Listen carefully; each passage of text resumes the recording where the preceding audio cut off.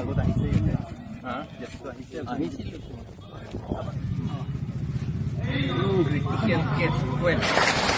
পিছতো আপোনালোকক মিটিং পাতিব নালাগে বুলি আকৌ কিবা এটা কৰিব পাৰে কিন্তু আইনত লিখা আছে আগৰ দিনত 144 বুলি লিখা আছে CRPC 144 সেকশন দি পেলাই অৰ্ডাৰ প্ৰমুলগেট যেতিয়ালৈকে নকৰে তেতিয়ালৈকে আমি পাৰ্টিশন নোলোৱাকৈ মিটিং পাতিব পাৰে কিন্তু আমি ভাইলেন্স কৰিব নালাগে মাৰামাৰি কেতিয়াও কৰিব নালাগে আমি নকৰো কেতিয়াও নকৰো ভাইলেন্স কেতিয়াও নকৰো আৰু সেই 144 টো এতিয়া 163 BNSS আপোনালোকে লিখিব লাগে আপোনাৰ লিডাৰ হ'বলে 163 BNSS তাতে লিখা আছে যে যদি সেইটো আণ্ডাৰত যদি অৰ্ডাৰ নিদিয়ে কোনে অৰ্ডাৰ দিব ডিচিয়ে দিব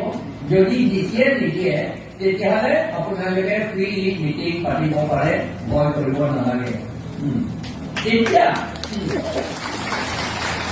আইন জানিলে আৰু এটা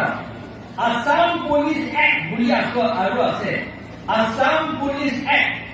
2007 তাত সেকশন 47 আৰু সেকশন 48 লিখা আছে যে পুলিচ সকলে ৰাইজৰ সকলৰ লগত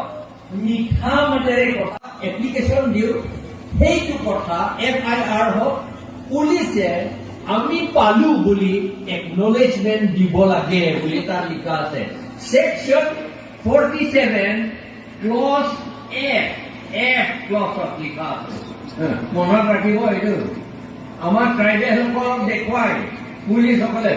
বুলি নহয় জানো নম্ৰভাৱে কথা পাতিব লাগে বুলি কয় কিন্তু আমি বুলি কয় নে নকয় সেইটো আমি মানিব নালাগে আমি নামানো সেইটো